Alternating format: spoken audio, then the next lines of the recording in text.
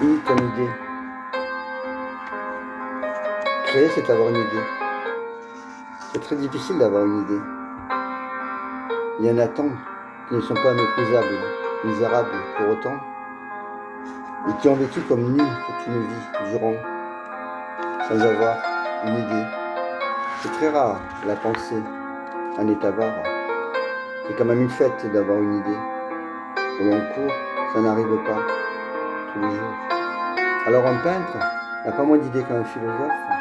Simplement, ce n'est pas le même genre d'idée.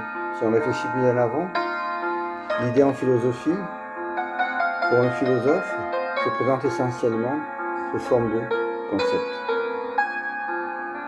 Il y a création de concepts. On ne découvre pas des concepts. Mieux que ça, les philosophes les créent. Il y en a autant de création en philosophie que dans un tableau de Picasso. La même passion que dans l'œuvre musicale de Verdi, un roman de Stendhal. Il y a beaucoup de metteurs en scène qui n'ont pas du tout la moindre idée.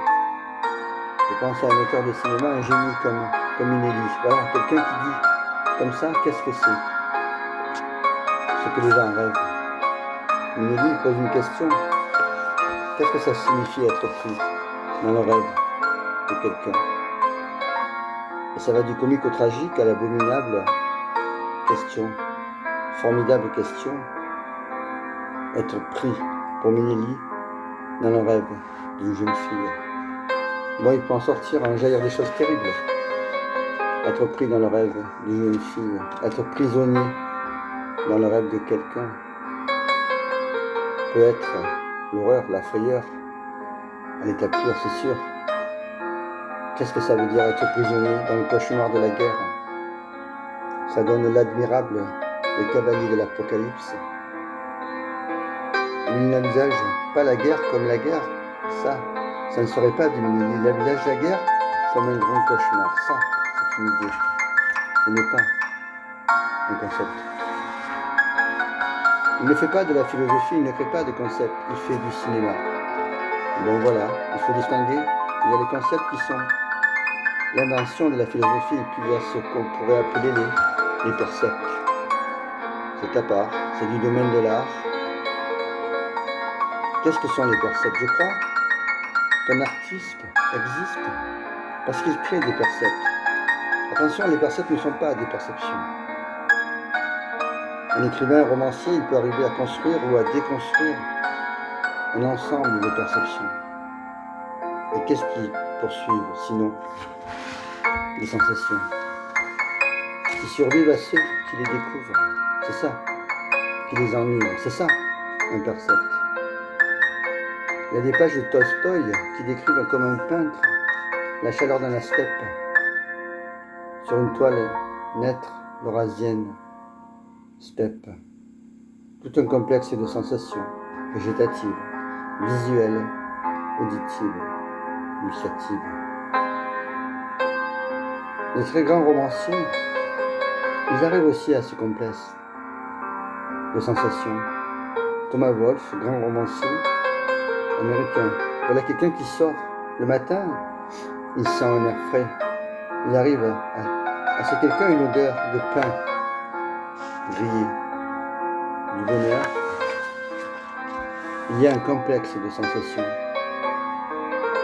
Qu'est-ce que cela devient quand s'éloigne loin celui qui l'éprouve? Eh bien, c'est bête, ça me paraît un peu la question surfaite de l'art. L'art trouve une réponse, donner une durée ou l'éternité à ces complexes de sensations qui ne sont plus éprouvées par quelqu'un, qui va être saisi comme étant éprouvé par un personnage de roman. Et qu'est-ce que fait un peintre? Il ne fait pas que ça, un peintre. Il donne naissance à des percepts. Comment? Il arrache aux perceptions des percepts, on peut dire que les impressionnistes, que les aquarellistes, ils tordent complètement la perception. On peut dire un concept philosophique d'une certaine façon, ça me fend la cervelle. C'est une habitude de pensée qui est nouvelle. On peut dire que les impressionnistes et que les aquarellistes, ils inventent les percepts. Cézanne dit qu'il faut rendre l'impressionnisme durable. Le motif n'a pas acquis son indépendance. Il faut de nouvelles méthodes pour rendre l'impressionnisme durable. Il veut dire que le percept acquiert une autonomie encore plus infinie. Et pour finir, il y aurait ce qu'il faudra appeler les affects. Pour moi, les affects, ce sont des devenirs qui débordent ceux qui passent par eux, qui excèdent les forces de celui qui passe par eux. Est-ce que la musique ne serait pas la grande créatrice d'affects? Est-ce qu'elle ne nous entraînerait pas dans des puissances qui nous dépassent? Les trois sont liés, je veux dire.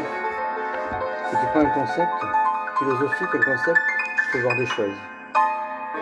Les philosophes ont un côté voyant, clairvoyant. Spinoza, il fait voir des choses. Nietzsche, il fait voir des choses. Et aussi, ce sont des lanceurs d'affects fantastiques. Platon, je vais parler d'une musique, de ces philosophies-là. Et puis là, inversement, la musique, elle fait voir aussi des couleurs, des senteurs qui n'existent pas en dehors d'elle. Et les percepts, tout ça, c'est très lié. Je rêverais d'une circulation, de façon magique, des concepts philosophiques, des percepts pictoraux, des affects musicaux. Étonnant, n'est-ce pas, qu'il y ait des résonances, des dépendances. Ce sont des travaux, des gens complètement différents, mais qui ne cessent pas de se pénétrer. Moi, s'il n'y a pas d'idée, ça ne m'intéresse pas. Si je vois le tableau d'un ruisseau où il n'y a qu'un percept, où il y a un ruisseau confusément, vaguement représenté, mais où il n'y a pas de percept de ruisseau, où il n'est pas élevé à l'état de percept. Si je n'ai pas d'idée, je n'assois même pas, je ne travaille pas à ma table. Il peut arriver que l'idée s'en aille, mais oui. J'ai l'expérience douloureuse, vertigineuse, oui, de tout ça. Les idées n'existent pas. Il faut les faire, d'où l'on désespère, où on se dit qu'on n'en serait pas capable. Est-ce que j'ai l'idée? Je n'arrive pas à l'exprimer. À mon avis, c'est parce que je n'ai pas d'idée. Ce que je n'arrive pas à exprimer, ça me rend fou. Et s'il en manque un bout, en plus, elle est inutilisable.